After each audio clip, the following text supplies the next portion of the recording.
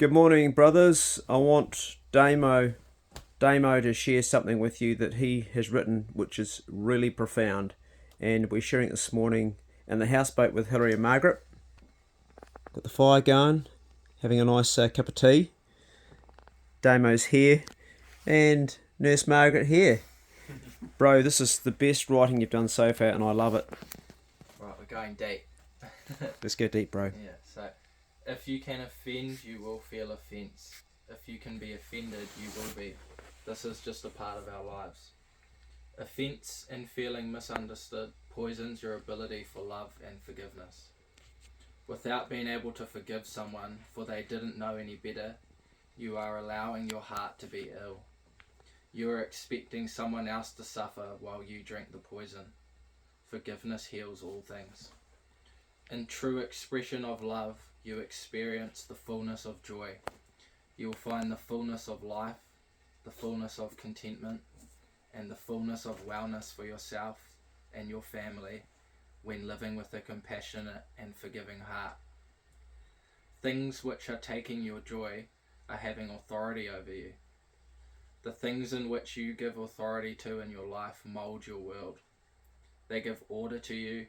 They direct the choices and decisions that you make, and those choices go on to affect everyone in your life. You become obedient to these authorities, mostly without even realizing. So ask yourself, are you worth so little in this life that you will continue to allow your pains and trauma to have more authority than you? Will you continue to harbour judgment, nitpick at people, and act without compassion and empathy for others through action? Do you allow these ways to have more authority than the joyful spirit within you? Because within your unwillingness to forgive and accept yourself and accept others for who they are, you are then giving authority to ill-heartedness. Are these values you can be proud of? Are these values you want to see in your children? Is this a life you think will bring wellness and acceptance of your family and friends who may be struggling? Is this how you would treat a loved one? So why treat yourself like this? I think we can all agree we want to build a family that is unified, to take care for our family who are suffering with mental, physical, or emotional unwellness. We want a family that can build contentment and gratitude within the heart of our family. A family where patience, acceptance, and true love is actioned and therefore anchors us throughout life's relentless battles and challenges. To build a family where not one member feels alone, uncared for, judged, and not loved for who they are, no matter their struggles. For us to do this, we need to rebuild our foundation of what it means to truly love ourselves and what it looks like to truly love other people. If you look through your lives and the lives of those around you, you will see that love has come away from its essence and become a currency. A currency in which you share with those who you relate with, you share with those who don't offend you, and those who share a similar version of success and what life should look like in order to be deemed well, happy, or successful. Love has then become a currency in which you devalue when those in your life hold different values or morals that may challenge your own. They may lead different lifestyles to you or have different friend groups. They probably make different choices that you may or may not agree with. But in its true form, love is meant to be free. Experience fully in the healing nature of giving love. Love is meant to be shared and given without an expectation of currency back. Love should be the one thing in life that when shared makes someone feel safe and cared for, not judged and in question of their own self-worth. When your love is unknowingly expressed as a currency, you are blinded to the fact that you have binded those you love the most, self-worth, with your perception on what makes someone valuable. and therefore worthy of your love. You give authority to allow that person's sense of value to increase only when they act in a way they have learnt that pleases you, and therefore they feel of less value when they act or experience life in any other way than that. You are destroying their ability to accept themselves as they are, and so becomes the engraved message to themselves that they aren't worthy or deserving of love unless it fits the impossible mould of other people's expectations. This can totally destroy people's ability to grow into their sovereignty, to be seen and loved no matter their struggles. You are directly affecting someone's sense of belonging, community, welcome, and safely. But most importantly, you're binding your own beliefs to their self-worth. Is this love?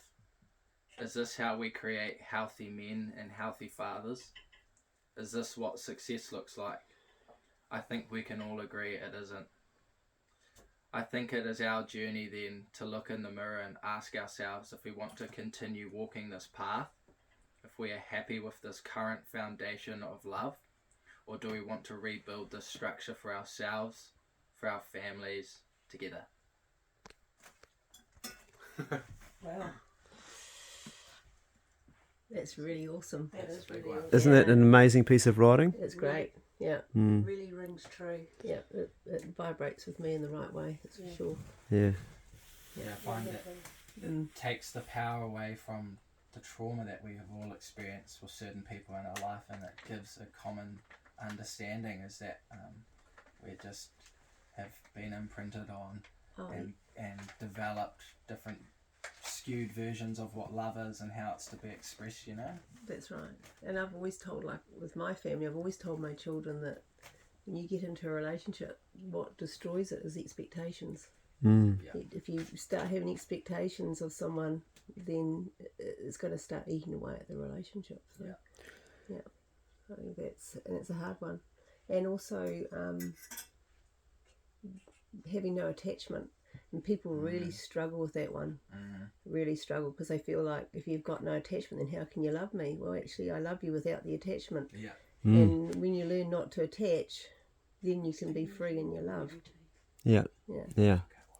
So that's what, I mean, the Buddhists teach that, but that's actually a whole, not just Buddhist teaching. Yeah. That if you can learn about attachment, then you don't get so worried if someone breaks a family heirloom or something by accident. Which has happened to you. It's happened to me. Yeah, it has happened to You've me. had your grandchildren break things that were special, and you've had Yeah, I mean, you just have to just let it go and go, oh, well, it was here, it's done its thing, it's lived its life, you carry on. Yeah.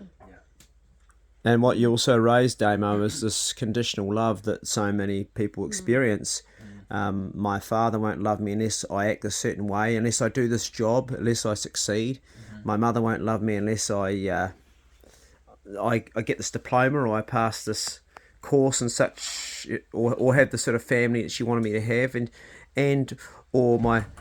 I won't love my mother the other way around unless she does this. I won't love my mother unless she toes the ball and acts this way or does something when that's not what love is.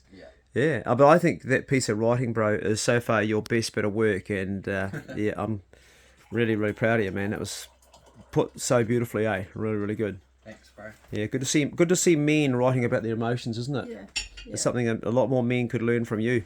I think also a lot of families struggle with, like when you're talking about relationships, Thanks, Margaret. when their children get a partner that they don't like, Well, and they try to mould that relationship into something that they're accepting of. But so often a relationship a new partner coming into a family can destroy the family because they don't accept the partner, or the partner doesn't accept the family. And again, it's that acceptance and tolerance and again, no expectation. Mothers are particularly not good at accepting daughters with their sons, and it can also go the other way too with fathers and it's something you see a lot of stepmothers get this name. You know, you wonder why. Stepmothers, mother-in-laws. A lot of mother-in-laws get this bad name. Yeah. You know, of the mother-in-law, Well, that's what Nellie, my daughter-in-law, faced when she was living with me with her husband. Oh my God, you're living with your mother-in-law. What's that like? And she says it's awesome. Yeah, that's because It's you're an really awesome mother. for me. Like, Yeah. I felt really good about that. No, she said, no, it's awesome. Yeah, that's because you're a very accepting mother-in-law and you accept everybody. I don't interfere with anything with them. Yeah, there's a lesson there. Anyway, Daymo, thanks for sharing that, bro. I really appreciate it, mate, and I think it's an excellent piece of writing. I'm looking forward to more of your work. We'll see what the next emotional attack brings, eh? Yeah, well, that was definitely an Emotional opportunity. That's what it is, man. Yeah. Hey guys, that was a Snap Vlog straight off the phone in the houseboat this morning with Margaret. That's Hillary there, and Margaret over here, and of course Daymo, who's been staying with me to get well, and he is getting well. But it's also like anything, wherever you're getting well, you've actually got to often have growing pains, and that great piece of literature I think came out from a certain amount of emotional pain. Fair to say, Daymo? Yeah. Yep. A growing pain. It was a growing pain, and what a great growing pain, because he's actually got some literature there which I think can help a lot of people, and wrote it so beautifully. So hats off to Daymo. Go steady, check on a brother, and we'll see you in the next Bro Check Club video. I'm just thinking about what you wrote. The words are still going in my head, like not thinking straight. That's brilliant. There's one part you said there which was really, fantastic. See you later.